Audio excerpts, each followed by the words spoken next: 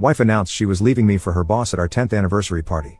But her family disowned her on the spot, and 7 months later, karma has done its work. I'm still in shock as I write this. 3 days ago, my whole life imploded, and I'm trying to make sense of what happened by getting it all down. This is hard to even type out. I never thought I'd be one of those guys posting their relationship disasters on Reddit.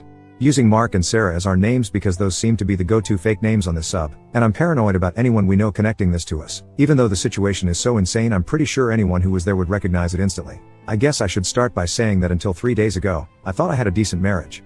Not perfect, whose is? But stable. We had plans for the future, but I guess that went down the drain. For context, my wife Sarah has always had, let's call it, an intense personality. When she doesn't get her way or someone challenges her ideas, she goes from 0 to 100 real quick. She talks fast, gets loud, sometimes throws small objects, slams doors, and basically acts like a hurricane until people bend to her will. Then she'll give you the silent treatment until she gets what she wants. I've put up with this for years because I loved her, and honestly, I just got used to accommodating her to avoid the drama. I know how that sounds. Trust me, I do. But you know how it goes, you don't notice the water getting hotter until you're already boiling.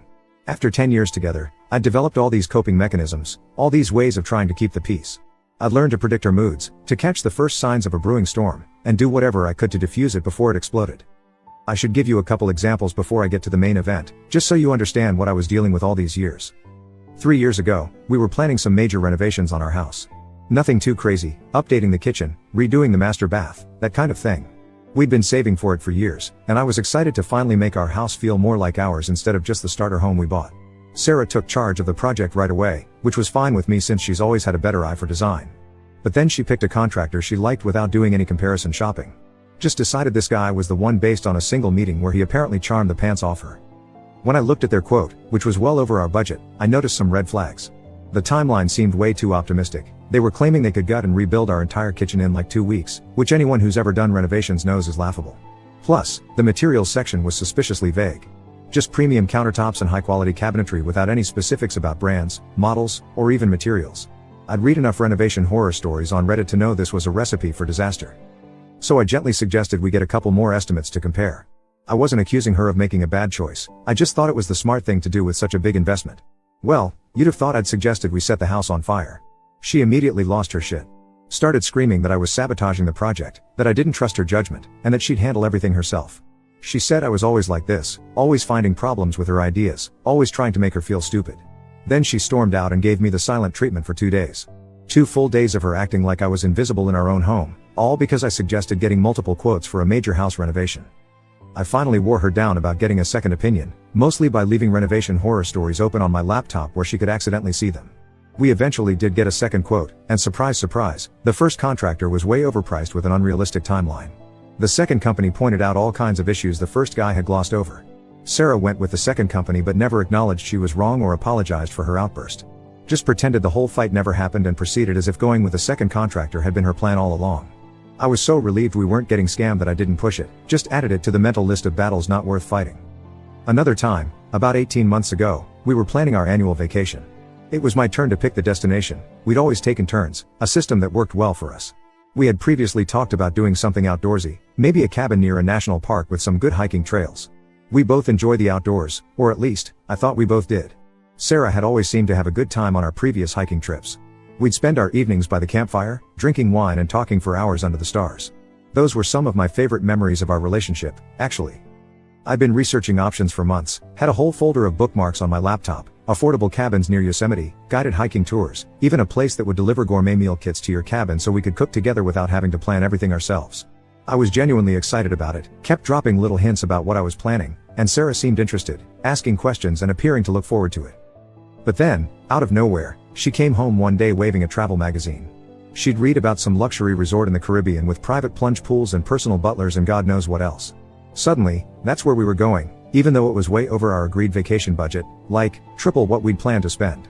When I reminded her about the outdoor plans I'd been working on for months and gently mentioned the budget issue, she went ballistic. Started yelling that I was being difficult on purpose and trying to deprive her of experiences that everyone else gets to have, said that all our friends got to go on fancy vacations, not true, and that I was embarrassing her by being cheap, also not true, I'm just responsible with our money. She threw a decorative pillow across the room, knocking over and breaking a picture frame with our wedding photo in it, which felt symbolic, looking back on it now, and declared the outdoor trip wasn't happening. She said she'd booked the fancy hotel herself if I was going to be such a killjoy. Then she slammed our bedroom door so hard a painting fell off the wall and ignored me for hours. I ended up sleeping on the couch, and when I tried to bring it up the next morning, she acted like nothing had happened. The next day, she booked the resort, putting it on our joint credit card before I could object further. I didn't fight it because, what was the point? She'd already made up her mind, and I knew from experience that continuing to resist would just lead to days or weeks of tension and passive-aggressive jabs. We went to the fancy hotel. It was nice, I guess, but I couldn't enjoy it knowing what it cost us and how we ended up there. This pattern repeated over and over through our marriage. I'd question or disagree with something. She'd have a dramatic outburst, give me the silent treatment, then do whatever the hell she wanted anyway. I usually just stated my opinion calmly, watched her explode, then ended up going along with her plans because it was easier than dealing with the fallout. Our friends used to joke about how Sarah wore the pants in our relationship. They'd elbow me and say things like, "Happy wife, happy life, right Mark?" And I'd laugh along with them because what else could I do? Admit that I was afraid of my own wife's temper?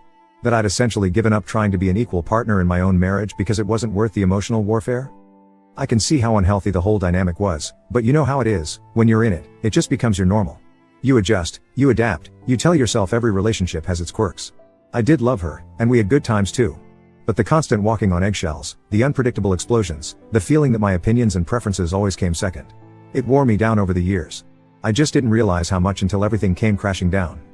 Now for what happened 3 nights ago, the night that destroyed my marriage, and any illusions I still had about who my wife really was. We were celebrating our 10th anniversary with about 50 people at this nice event space downtown that we'd rented out for the evening. Sarah had handled most of the planning, which was fine with me. The guest list included our closest friends, several of my co-workers, and Sarah's family, her parents and 2 younger brothers.